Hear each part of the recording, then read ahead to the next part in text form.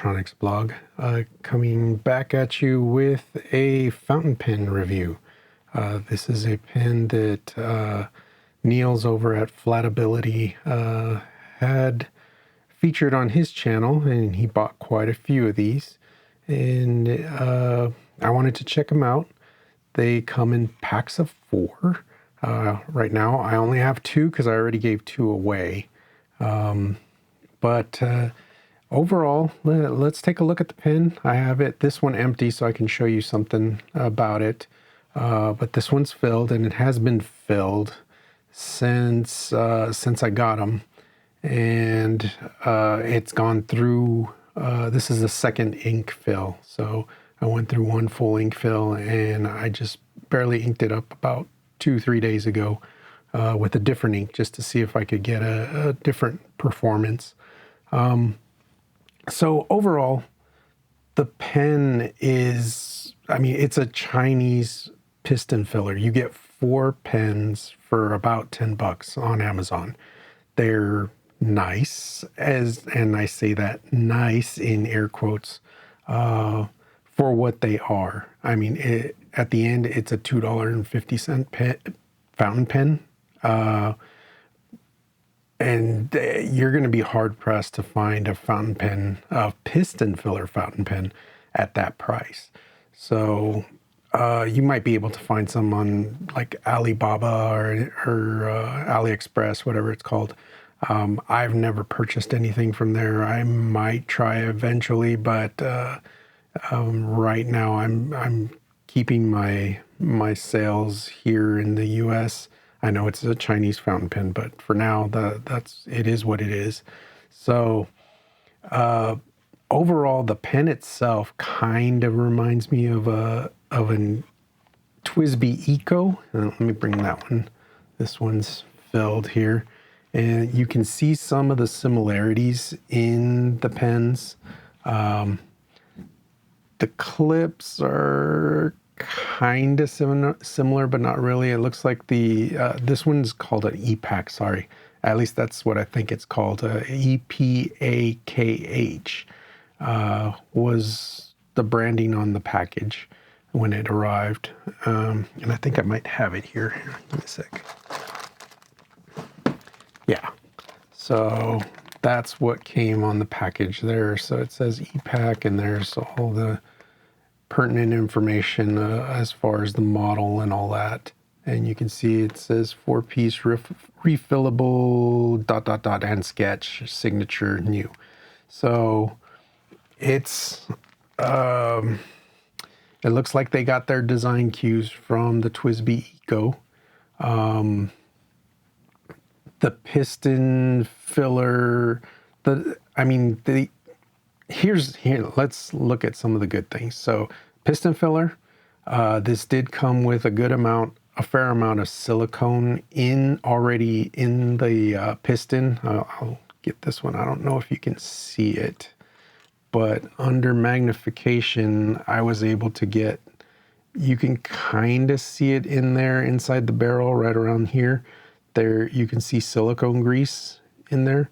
And it's a fair amount, and the piston moves very, very smoothly. So that's good. The nib seems inspired by a very famous German brand. But the rest is very TWSBI-esque. If you get this, and you can see here the comparison, they look similar. Line that up there, and they even have these little ribs right here that are that stop the piston from moving any more forward. The TWSBI has that also. You just can't see it because it's filled with ink right now. It's again very similar. So the things that I like are that it's a piston filler. It's very smooth to write with. I was impressed with how smooth that they write right out of the box, and it was the same for all well, I don't know about this one, but all 3 pens that I have used, like I said, I did give away 2 of the pens. So my daughter has one of them and my wife has the other. They've never really used a piston fountain pen. My daughter has used fountain pens, and she uses a Platinum Preppy as a daily for school. So I gave her one of these. I let her choose the color she wanted, except for this blue one. That one's mine. And the other colors were it was this lime green. There was more like a beige or champagne color, and then there was a pink. So my daughter got the pink one, and my wife got the champagne colored. I kept this lime green one. I'm gonna use this for experimentation. So here's the thing. I tried to disassemble this pen and I failed. I could not disassemble it. So that's where I kind of don't like these pens. There is, at least as of now, I can't find a way of performing any maintenance on the piston. So it looks like this trim ring keeps everything in place. And then let me show you something. This is all friction fit in here. So you can see these facets right here. That is there. The facets are inside the plastic barrel also. So it's just there. So when you twist this, the whole mechanism isn't going to just spin inside the body. That's all it's there for. So these pieces here are friction fit. I think this ring is keeping everything captive. I couldn't unscrew it. I tried to unscrew it. And then when you fully extend the piston on the TWSBI, you can kind of see, because you can see there's a little gap right here. So when you fully extend the piston, you'll have a space right here where the wrench fits, and then you can disassemble this whole, the piston assembly and perform maintenance. This, I have the piston fully extended and there's no gap there. So it's going to, either this ring has to come out, or, and which I'm afraid it's gonna break. And then I tried unscrewing from this part, and this seems to be, I looked at it under magnification, it seems to be a one full piece from here to the end of the section here. So it's one solid piece. I tried to take off the nib. It looks very Lamy-like, and you can see I kind of messed up the feed just a little bit. I tried prying it from right there. I tried the gripping with some grippy material, trying to pull the nib off. I couldn't. I was really hesitant to, because the amount of force I was using was, I probably would have broken another pen. So I'm surprised this didn't break, but I did cause some damage to the feed. It's inconsequential. It doesn't matter on this point here. Like I said, I tried to leverage it from that little hole, and it just made a dent in the plastic. Under magnification, you can see when they put this nib in, it actually scraped a bunch of the plastic from the feed, from that little wing that holds it in place. And it's down here somewhere, and I couldn't take it off. But you can only see it under magnification. It doesn't affect how the pen writes, anything like that. But you can see the what are the shortcuts that we're taking as far as quality is concerned. Overall, if you just want a piston filler pen that's gonna hold a lot of ink, I didn't measure it, but that has to be roughly at least 1 ml of ink, I'm guessing. And if you want something that's gonna hold that amount of ink, so if, let's say you write a lot and cartridges are not doing it for you, or a little converter isn't doing it for you, this holds more than what a cartridge holds, or even a cartridge converter, for most pens. And I'm talking international short size. and your standard international converter. The other thing here that I'm concerned with the longevity of the pen, you can see, I'm going to move this here. See how the whole mechanism, I don't know if it's very visible. Let me get it over here. Maybe it'll do it this way. But the whole mechanism just moves. It kind of moves back and forth with the piston. So I don't know. Eventually, something's going to give on this. I don't know if it'll break from here. You can kind of see where they made that green portion here. It also seems to be friction fit, and there's some little ends in there that act as teeth to give it grip, so when you turn it, it doesn't slip. So, I mean, it's ingenious how they did it. Basically, it was built to save money. I would consider this a reusable, disposable pen.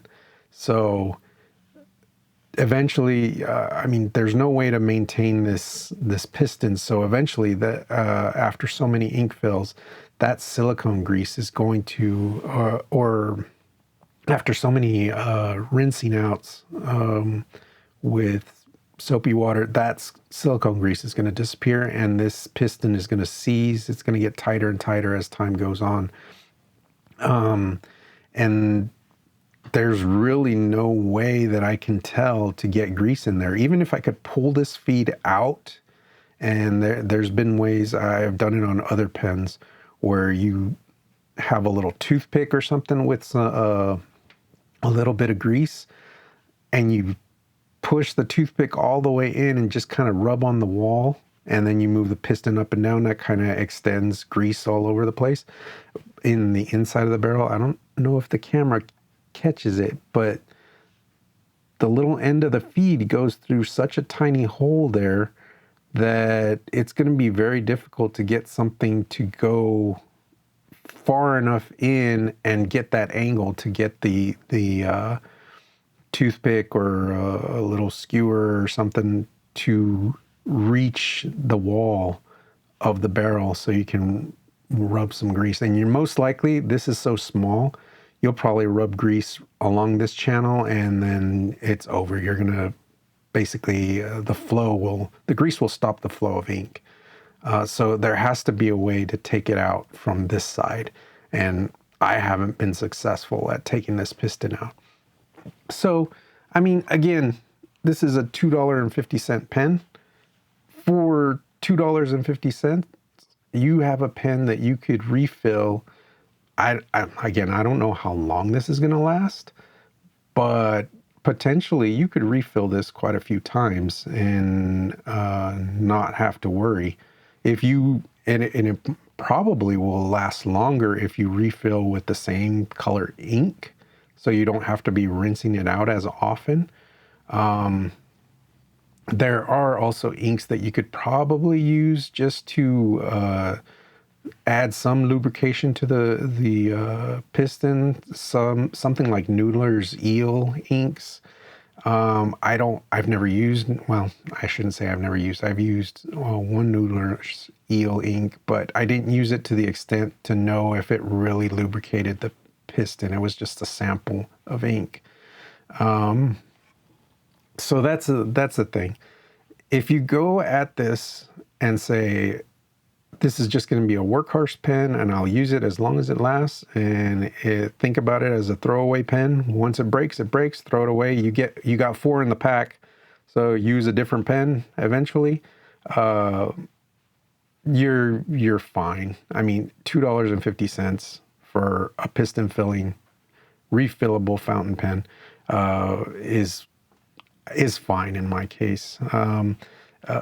If you want something that's going to be able to be maintained, then go with something more like the TWSBI Eco, or if you want to go the TWSBI Swipe or the Go, that's probably better in the long run.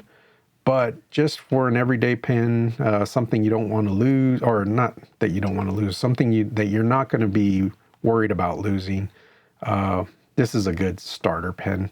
The nibs write really good. And I'm going to do a writing sample. So let me just get set up and I'll be right back. Okay, I'm back. Hopefully I can do this. I'm trying to see how I'm going to write behind the camera or with this camera in front of me. One thing I did forget to mention, the cap looks like it's unfinished. If you look at the edge here, these caps are painted, so that's going to wear off. There's an unfinished edge right there. It's like they forgot to put the trim ring or something, or because the Eco has this trim ring right here, and these just look unfinished. It's not a good look, but what are you going to get for I mean, what do you expect for $250? So just something I forgot to mention. But let's try and get a writing sample.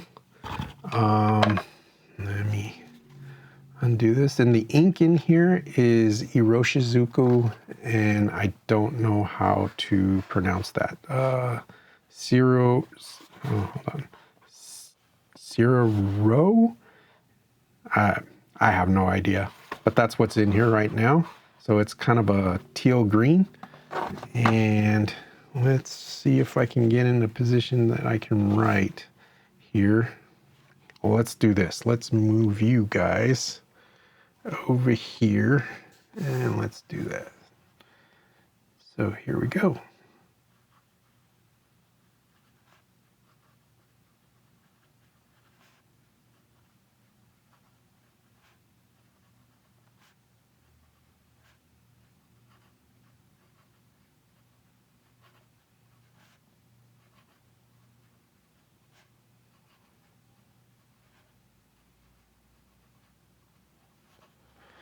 I mean, there's no skipping. It's really smooth. And I mean, this is not, it's a pleasurable writing experience. And I can't do numbers while I'm speaking. So, and there we go. There's nothing wrong as far as the smoothness of the nib. It's really good. The one thing I did notice is that this tends to be a little bit dry. I had a, Robert Oster Fire and Ice, one of my favorite inks. That was what I put in it to begin with. And that ink has a lot of sheen. And for some reason, this pen, the sheen only shows up maybe in the first 2 lines that you write, and then it goes away. It goes more to the base blue color or turquoise-ish blue color that ink has, and you can't see the sheen anymore. You let it sit for a little bit, and it will sheen again for the first couple lines, and then it disappears. So I don't know if that's just because it's a really dry feed. It doesn't seem to be that dry, so I'm not exactly sure if it's the ink or it's the pen, but you do this and it's a little bit wet, but it's not super wet. It's a little bit dry, so I'm thinking that's what it is. I even left the pen face down for 24 hours like this, thinking that maybe the feed was just not saturated enough, and that it did the same thing. So it's just a little bit of a dry writer, which in some cases is good, say at school or work, where you don't want to have you're taking notes and you need it to dry fast, need your writing to dry fast. It's good. Just don't expect any fancy sheening or anything like that. I couldn't get, because Robert Oster Fire and Ice also shades, and I couldn't get it to shade out. Let me see. Let me go to this page here, show you this. And that was from yesterday, and it's I mean, that's not what I expect from this Iroshizuku ink. You can kind of tell, I don't know if the camera picks it up, that there's a little bit of sheen up here on this writing. Let me see if I can get you guys close. Let me see. I don't know if that's any better, but you can kind of see that there's a little bit of sheening. And this ink doesn't sheen a lot, but it sheens consistently. But that first line there, it shows how it's darker. And then as you go down the page, it gets lighter and lighter. And so it's, I really do think it's the feed. But it never really lost it didn't skip, I should say. It never got to the point where it just stopped writing. So it did write very consistently. As once that initial couple of lines were out, the rest of it was very consistent. So it's a minor niggle. But if you like to have that sheening, you like to have that what's it called? I forgot it. Well, if you like sheening, this is not the pen for you. I mean, this is just a straight workhorse pen. Use it until it breaks and move on. That's pretty much it. So thank you for watching. I really appreciate it. If you like this content, I'd appreciate a like. If you can consider subscribing, I'd appreciate it also. Take a look at my links. I do offer Amazon links that are basically I earn a commission if you buy anything through my links. So it does help the channel out. I really appreciate it. Thank you very much and have a good day.